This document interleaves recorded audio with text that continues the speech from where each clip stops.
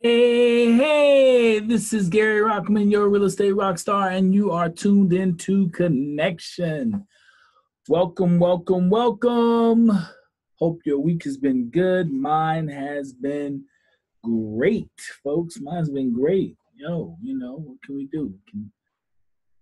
We can complain or we can move forward. A lot of things going on in the news. I really want to get into some things. I really do. I want to get into some things, actually.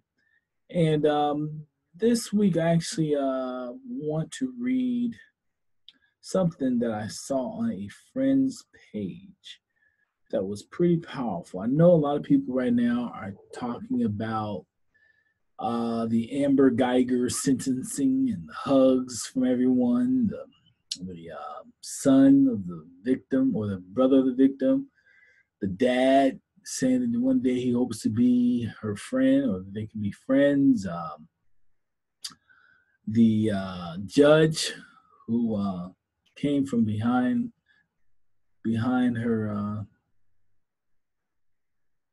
behind the stand and actually gave her a hug. The bailiff the day before when she was actually convicted, who was basically consoling her and kind of brushing her hair or with her fingers. Just so much. So many people are just, there have been mixed views on it, right? So you got people who are like, wow, what a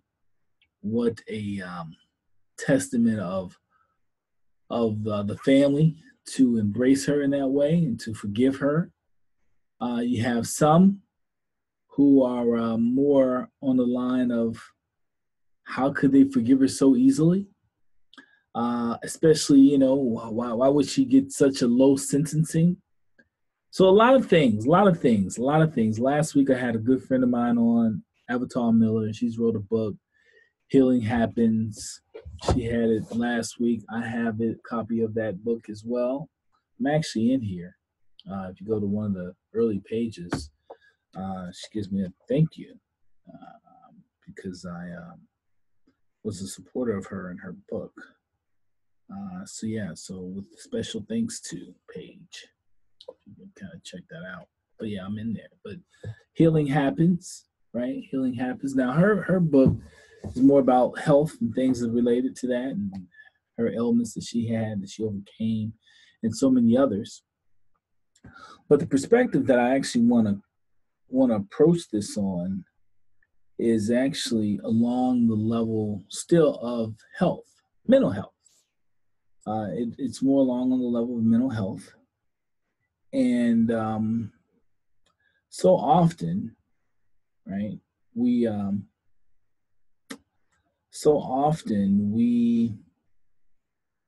don't recognize the importance of mental health, the effects of different things that happen to us. And sometimes what we're doing is protecting ourselves from years of anguish, years of just being victims. So the mind actually does some things to protect us. And when I read this, it was kind of like, I hate to use the cliche, an aha moment, but it really was an aha moment for me. It really was. I wrote something as well, and I put it on my Facebook page. It just talks about colonialism and how even in their African nations right now that have been detached or had their independence from Great Britain, that still wear the judges that still wear the blonde wig. Black judges still wear the blonde wig, right? This is 50 years after independence of some of these nations. Is an article that was written, I think it's either the New York Times or the Post, and I'll pull that up in a moment as well. But this case also kind of played a little bit of that as well, and I'll tell you why in a moment.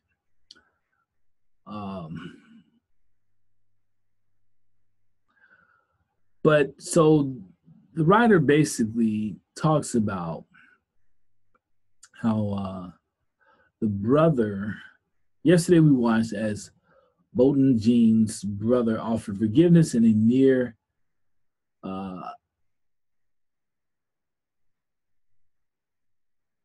and this word, okay, Ephesus. Ephesus? I've never heard of that. Manner to Amber Geiger. He told her he loved her and he gives his brother and loves her and gives his brother's killer a hug prior to sentencing. So check this out. I myself, this is this person who's actually in their words. I'm just reading it. I myself cried, not so much for the remarkable display of compassion, but more so for what I saw as a trauma response, solidly entrenched in his DNA through generations of bodily harm, through regards for Black life and mistaken identity. Trauma response. Many argue the extension of forgiveness is deeply rooted in Christian tradition that calls upon us to forgive 70 times 7 on a daily basis. But I argue that the particular kind of forgiveness is a selective trait for survival passed down from generation to generation in the manner of what is known in biology as the survival of the fittest. This was pretty fucking deep, y'all. Check this out. This forgiveness gene is woven all throughout our DNA.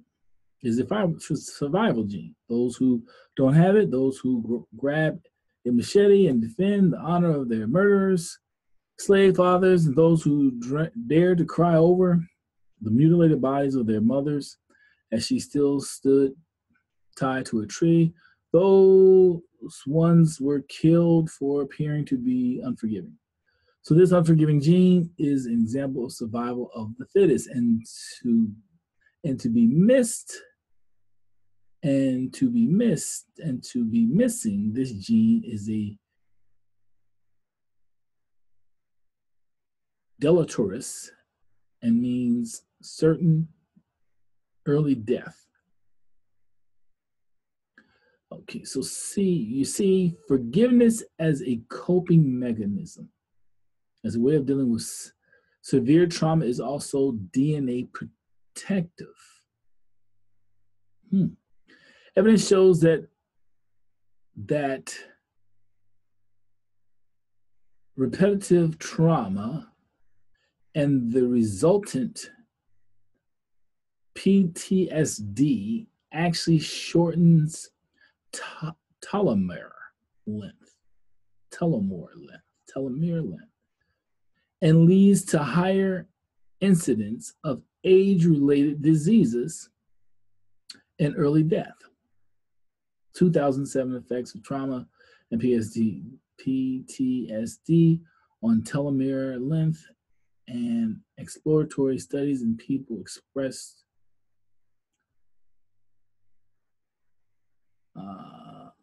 to combat trauma. To get into the sciencey part of it, telomeres refers to protective non-coding segments of tendon repeats at the end of chromosomes. They are the protective and end cap of our DNA, and once they are eroded, we die. I didn't know any of this, folks. I'm kind of just reading her stuff. Severe trauma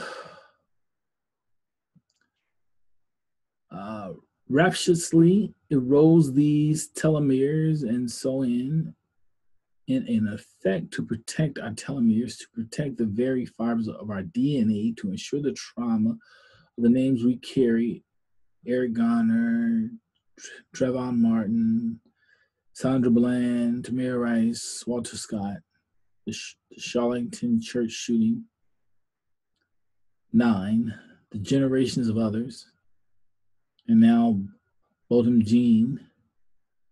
We call upon the forgiveness gene to stand in our steadfast will to merely survive. So that is her take. I looked it up. I did some research, and there is such a gene. She elaborates on it a little bit differently, a little uniquely, but it does talk about, this gene does slow down, or if a smaller gene, if it's shortened, can lead to unhealth, a bad health or earlier death, and the trauma. But what she is ultimately saying, and this is a sister called, her name is Yesma C. I think that's how she pronounces it.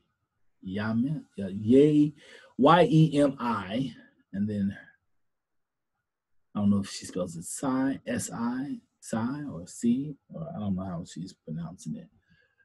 But you guys can look her up on Facebook and maybe she's some other places too.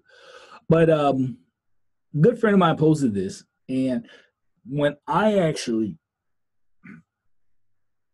read this, I never heard of this gene, but it is a perspective, right? It is a perspective of why we kind of forgive, especially white people, why we forgive them seems so effortlessly.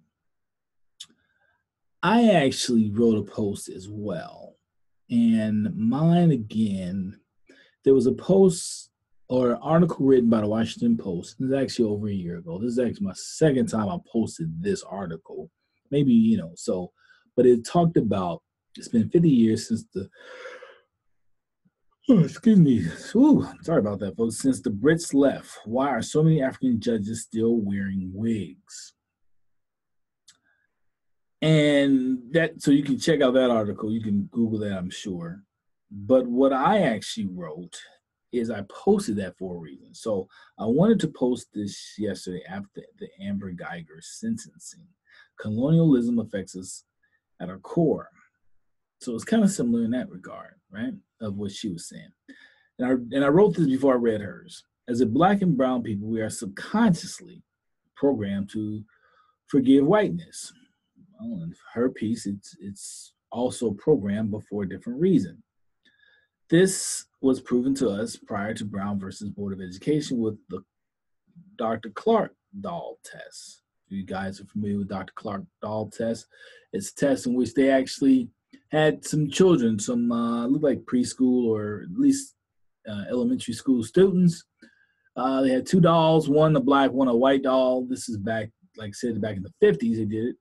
And they basically asked the children which doll they preferred. So, they asked them which one they liked and what, different thoughts about the dolls. So the white doll was pretty, the white doll was nice, the white doll was, all those things. The black doll was ugly, mean, bad, all that. But, they asked him, both white children and black children, these same things. And remarkably, Black children agreed with the white children. Now, these children were in there separately, so they weren't actually in a group setting. They were just the medical clinician or clinician. I don't know if I'm saying that word right, so I apologize if I am saying it incorrectly. But you guys get the point. And there's the child and these two dolls. And so that happened back then. And then they've more recently done that same test, and the results still came out very similar. At the time, that there was this reason they kind of argued for Brown versus Board of Education, that this was more of a reason to integrate schools. Well, 50 plus years, even after integrating schools, they still get the same results. So, but Black children felt the white doll was not only prettier, but nicer. Fast forward, the test still gets similar results today. So it's not surprising to see such forgiveness from a people thirsting for acceptance from a people that continue to admit that we are not their equal. I stated this before, that the miseducation of the Negro is real. Many of us that become degreed look upon our accomplishment as a type of white approval badge. In my opinion, this is more clearly seen when successful graduates of Black institutions find more pleasure in sending their children to Ivy Leagues or predominantly white institutions. We are still thirsting for master's benevolence, yet it is the victim, the oppressed, the crucified, that unconsciously continue to be the benevolent. Now I'll go into some other things on here, but that is the part that I really want to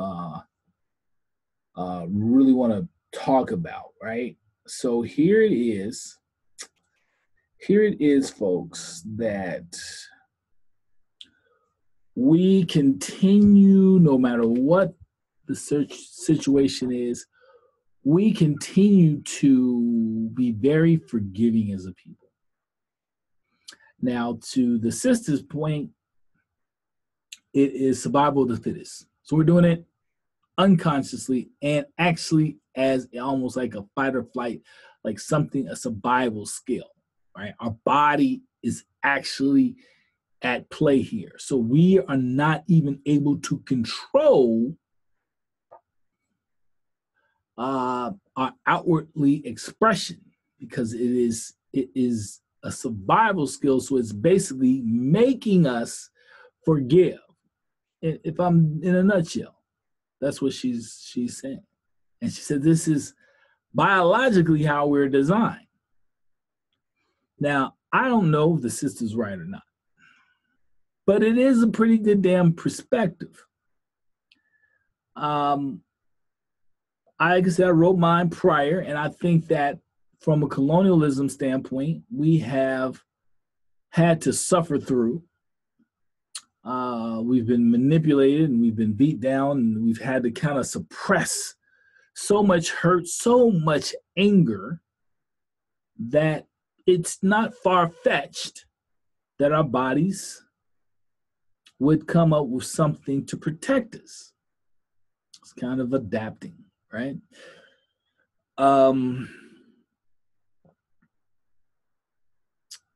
It's pretty fucking powerful. Now, again, I was coming from the perspective of just generations of being bombarded with white images that we are told we're to protect or society protects. So I also posted a picture of Goldilocks and the three little bears. And in my picture of Goldilocks, Goldilocks is talking to a police officer, and she's giving her side of the story. And the three bears are being detained by police. Papa Bear has a police officer with his knee in his neck. Mama Bear is being handcuffed. And Baby Bear is at gunpoint by another officer. But the moral of the story is that Goldilocks, if we remember the story, we recall the story, broke into their house. Goldilocks broke into the three little bears' house. So why is it that Goldilocks is, even when we think about that story, when you think about Goldilocks and the three little bears, as a child, when I'm reading this story or getting read this story, and even as an adult as I'm thinking about this story, I'm kind of rooting for Goldilocks. But I don't really know why. Goldilocks goes in, she eats everyone's porridge. The baby, she eats all the porridge. You know, she does some other things, right? She sleeps in the bed. One's too hard, one's too soft, one's just right. She's caught in their bed, right?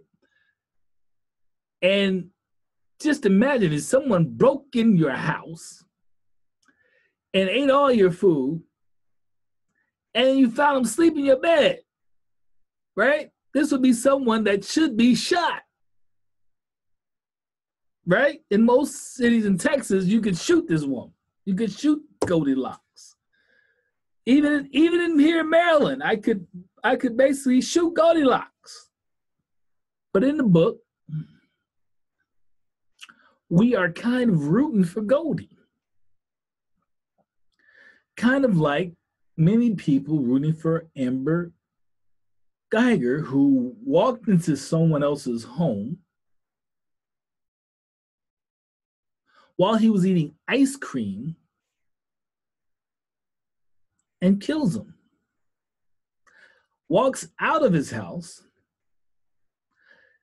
after she realizes it's not her house. And she calls for ambulance or backup or whatever she calls for. She doesn't render any aid. On top of not rendering any aid, she doesn't render any aid. She doesn't seem remorseful as she continues to text the other officer that she's having an affair with. Just a lot of things that would make one not root for Goldilocks. In this particular case, would not root for Amber. Yet, Amber gets forgiven. Now, one brother, and this is the other thing, like the media didn't show this, one brother said, I hope she burns in hell. I hope you burn in hell. And so maybe his coping skills are different. But he was hoping she burns in hell for killing his brother. That didn't get the same publicity. Matter of fact, I've not even really seen that. I just heard that that's what his sentiment was. And the brother who actually does give her a hug also mentions it in his commentary. So that's pretty fucking wild, right? Pretty powerful, right? But that's not being shown. And you kind of wonder, again, why haven't they shown that, right? They've shown her being forgiven by the one brother. They've shown the commentary from the father, but they've not really shown that one brother who was kind of like, the hell with you, die. Burn in hell. Again, kind of, pushing an agenda maybe. I don't know. Making us kind of, sway our opinions one way towards forgiveness instead of the whole burning in hell. The other piece is the judge in the case. The judge in the case actually gives her a hug as well. Now, there are a lot of states, and I know a lot of people were kind of wondering, she got this 10-year sentence. And I was shocked. Let me take that back. I was not actually shocked that it was a 10-year sentence. I actually had told some friends of mine prior to actually being sentenced, when the judge actually accepted Castle, and those of you who don't know what Castle is, it is the stand your ground law, into this particular case. I thought then that the judge was hoping for a manslaughter type of charge versus a murder charge. That was my view. That was what I thought of then. I said, to me, there was no reason to bring Castle into this because it wasn't her castle. It was his castle. Man's home is his castle. It wasn't her castle. It was his castle. She came in there. She shot him in his castle. So stand your ground? Not at all. She had no reason to stand her ground. It wasn't her house.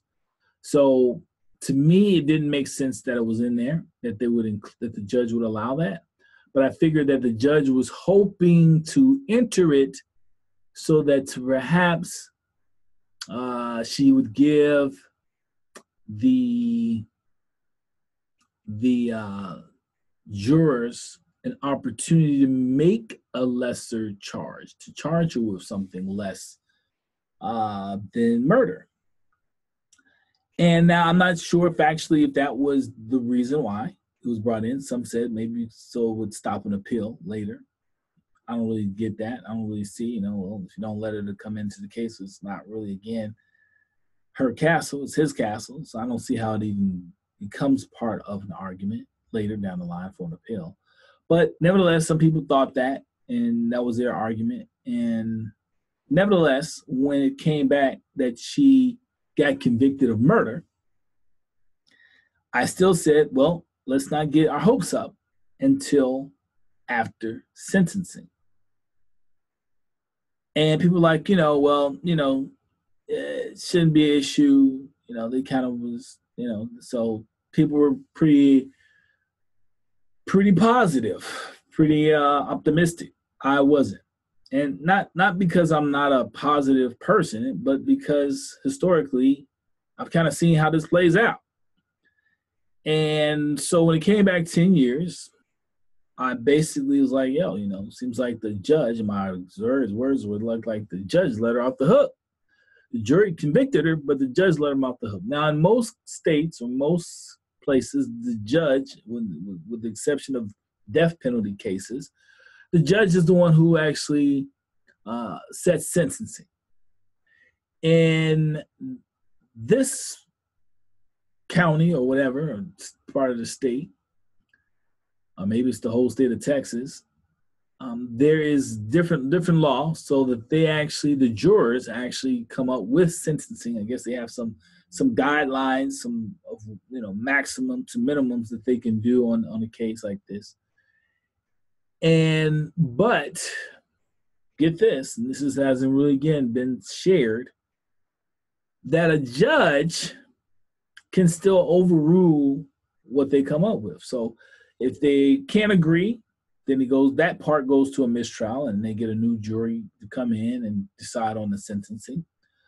But once that's decided, so if they had given her 99 years and the judge thought that was extreme, the judge could scale it back, scale it down, make it less.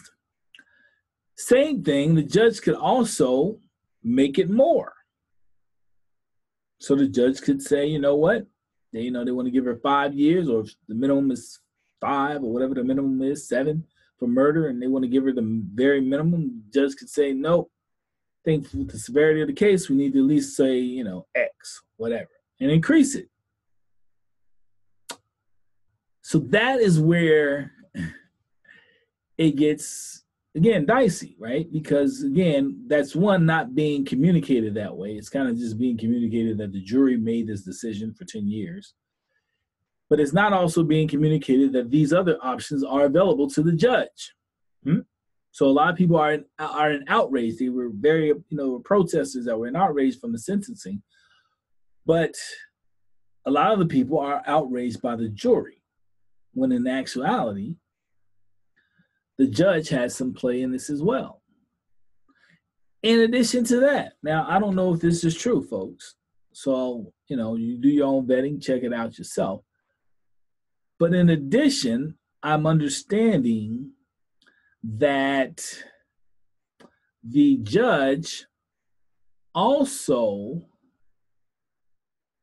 had, this is what I've been told, also did this, not had the option, but did this, was actually reduce the sentencing. So from what I understand, the jury actually, what was told to me, via my different channels, was that the jury actually recommended 25 years. That's what they wanted for it, 25 years. And the judge reduced it down to 10. Now, again, I say vet it, check it out. I don't know, but that's what I've been told. Now, there's some other information that's come out that the judge in the case was supported by police in her campaign. She's a big, so the FOP in Texas, big supporter of hers. So she likes police. So there's a lot of things here. And so when we talk about the sentencing, when we talk about the Goldilocks, the Amber Geigers, and the subconsciousness of always letting them off the hook, of wanting to forgive them, of giving them the pass. What we're also missing, someone else had written, is that in giving white people the pass all of the time on these types of tragedies, they never actually learn. They never actually learn. So forgiveness on some level can do harm to those we're forgiving. Check that out. Truthfully, forgiveness can sometimes really do harm to those that we are forgiving. Why? Because they actually never learn there's no real consequence. So they don't learn better behavior. They don't learn how, as you say, how to treat you. Right? So you can be in a bad relationship. If you continue to accept whatever they give you, and there's no consequences, then you've never really taught them how you want them to treat you. And I think that is what is happening with us as a people, is that we really have not given whites, and this is globally, there is no line that they cannot cross. We've given them no border, no boundary line to share with them or to express to them that this is our no limit zone. This is the no enter aspect of our space. And if you enter into this space, these are the consequences: death, punishment. We've given them no consequences. So it begins to become a thing where they're also subconsciously conditioned to push the envelope, to go as far as they choose to go. So how do we heal? How do we truly heal as a people? How do we truly heal if one, we're always forgiving, two, we're never allowing the other to recognize how they've been offensive to us, how they have harmed us. How do we heal? Do we meditate? Do we lash out? Do we forgive? There's a lot to this, a lot of questions that are unanswered. Why do we do this? And I try to come from a perspective of why. Historically, I do believe that colonialism has hindered us in some level of how we should appreciate and deal with whites. We in this country have been dealing with it for 400 years, so they say on record, since 1619. In Africa, it's been over 700 years colonialism was introduced. And Black and brown people have been the people most affected worldwide by colonialism. It's actual fact. Africa is the largest continent on the planet. It is made to look small on the map. They have dissected it, taken parts of it and called Middle East to make it smaller, to make it appear more primitive. But it is the most colonialized country in the world. The most resources, the richest. Isn't it amazing? It is. Africa could feed all of the world 10 times over. But they show us famine in Africa. Why? Yes, now there are people who are hungry, but there are other reasons why these people are hungry. And it's not because they can't grow food. Africa is the resource of everything. They have more oil, more diamonds, more gold, more silver. How we make our phones and our computers and all these things, all the materials are there in Africa. But yet again, the most colonialized places on the earth, planet Earth, are Black nations.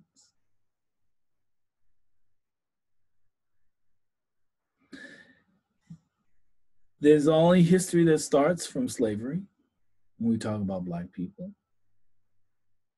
All the great contributions that we actually either discovered or invented, they whites have taken credit for. Our great leaders, ancient leaders, Cleopatra, Isis, Pharaoh, Jesus, Moses, and I could go on and on. Hannibal, I mean, I could go on and on. All have been depicted as white, have been made and pushed, and has been made, and the propaganda that these people were all white, when in fact they were all Black. And it's well documented. And if you travel the world, you'll see images of these people, Black, the Black, the real Madonna. The real Madonna is a Black woman. I don't mean the singer Madonna. I mean the Christian saint. It was a Black woman. Many of the original popes, Black. I mean, the original Arabs, Black. Hebrews all day long, Black, Black, Black. But, but these things have changed over time. Not changed because they're not true, but not changed because the people changed, but because the people called themselves something and they told others that they were not. They've told us that we are not the original Jews, and we believe them. All of these things have taken place. No boundary. No boundary.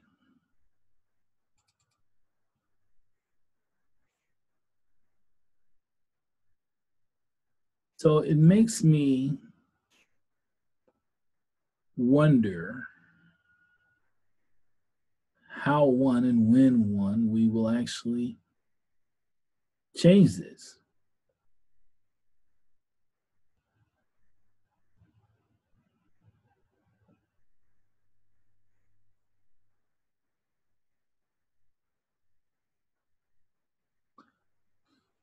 So, yes, folks, how do we heal? How do we, as a people that have been so abused, had such trauma done to us, how do we heal? Or do we need to release? Now, they say that in the woman's writing, if we don't kind of forgive, if we don't use that, then we are the ones who combust, and we either defend, right? We're gonna fight, kill, or we're just gonna be so angry. I'm thinking that we just basically would die, right? And I do believe that's why we die at a higher rate, because we're holding so much anger in.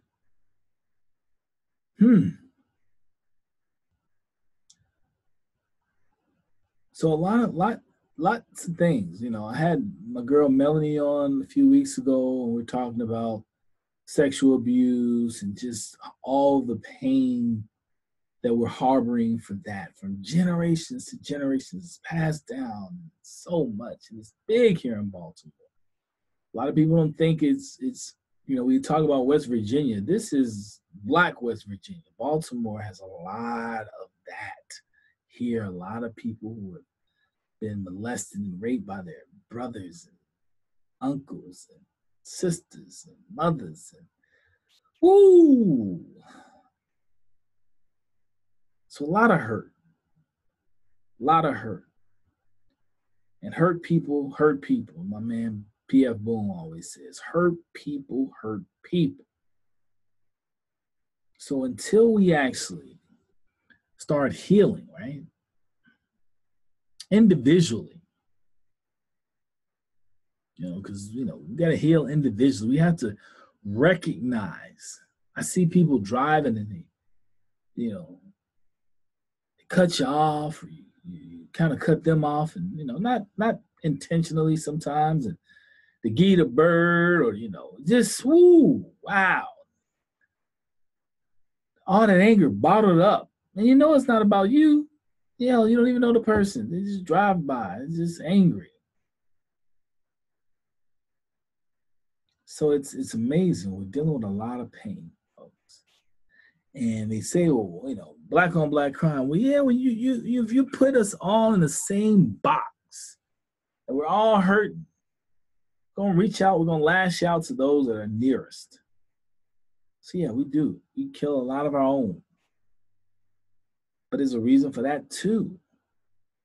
Not justifying it, but if we can justify forgiveness for Amber Geiger, we can damn sure justify forgiveness for our own. There was a 12-year-old. It's another story. 12-year-old young lady. She came out about 2 weeks ago, and she said that she goes to a Catholic school in Virginia, I believe it is. And it was all over the news, and she said she was bullied by 3 of her classmates. One cuffed her mouth, and they held her down and cut her dreadlocks. And she kind of kept it to herself, to her grandmother. She lives with her grandparents. Noticed something about her dreads, and so she then, cried and shared what happened to her at school, and it made the news. Grandparents were pretty upset because no one from the school had actually talked to them, and she wanted some answers. And then came back that the young lady kind of recanted her story and said that she had made it all up. Right after that, Black folks attacked this 12-year-old all over social media. Liar, and called her all types of names. Dumbass, just all types of crazy names. 12 years old. Now, my thoughts were, one, I don't really believe that she was lying. But the pressures that be can be overwhelming for a 12-year-old. More to come is that the current vice president's wife is a teacher, or an administrator at that same school. So to have this type of media press, school, and vice president's wife is a teacher, it's a hell of a lot of political pressure. Secondly, I'm not sure if this young lady was on scholarship or financial aid at the school. So there may have been some type of compromise. Recant your story, continue to go to school here, and we'll deal with this under the carpet. You read the comments from the school. Not comments that if you're not somewhat guilty of something or you may come a little stronger than the school came, what they spoke on. It was kind of like they didn't want to say that she was lying, but you know, the way it would word. So could she be lying? She could be. She was pretty damn convincing for a 12-year-old. Never seen a 12-year-old that was that convincing, especially when it's on the national news. But she could have been lying. She could be lying. But what I want to remind people of, again, before we hang her by her dreads and beat her with a whip, is that she's fucking 12. And one, her accusations are not that of a 12-year-old. However, if she felt herself backed up in a corner, maybe because of punishment from her grandparents or what have you, and she felt she had to stretch and make this story up, there's probably more to the story. 12-year-olds don't make these types of elaborate fucking stories that make the national news and are just breaking down on national news if there's not some other things then going on. I don't know, maybe there's some mental illness. She lives with her grandparents. I don't know. My kids live with me. So in most situations, the times when the child lives with the grandparents, the parents typically are unavailable. I'll put it that way. So the grandparents step up. Oftentimes, these are children who have some type of issue, abandonment, addicted to drugs, a whole host of things. She's 12. I bring it up again because we are so fucking easily to forgive the Amber Geigers, who are grown adults, for murder, but we will whip, crucify a 12-year-old that may or may not have been lying. We do it all the time. So, how do we heal? I think it starts with us, with you, person in the mirror. I especially want Black people every day to go to the mirror and say, I love me. And all those that look like me, 100 times. Do it every day. Why? Because I think it's necessary to break the cycle of colonialism. I think it's necessary for us to actually repeat to ourselves that we are special and to love ourselves. We're missing it, folks. We're missing it. And it's so important that it starts with us, that we create boundaries. And we make consequences when people cross those boundaries, no matter who it is. So that is my share. That is what I want folks to go away with today. I'll be back, God willing, with more. I've got some interesting people on. We're going to talk about a lot of healing for a while. Why? Because we need it. We talk about building community. We talk about, all the things that I'm talking about, wealth, health, and education, connecting the dots and really building community. The only way we can build a healthy community is by healing ourselves. Until then,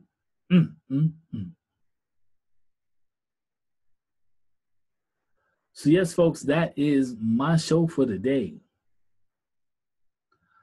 This is Gary Rockman, your real estate rock star. You've been listening to Connection, and until next week,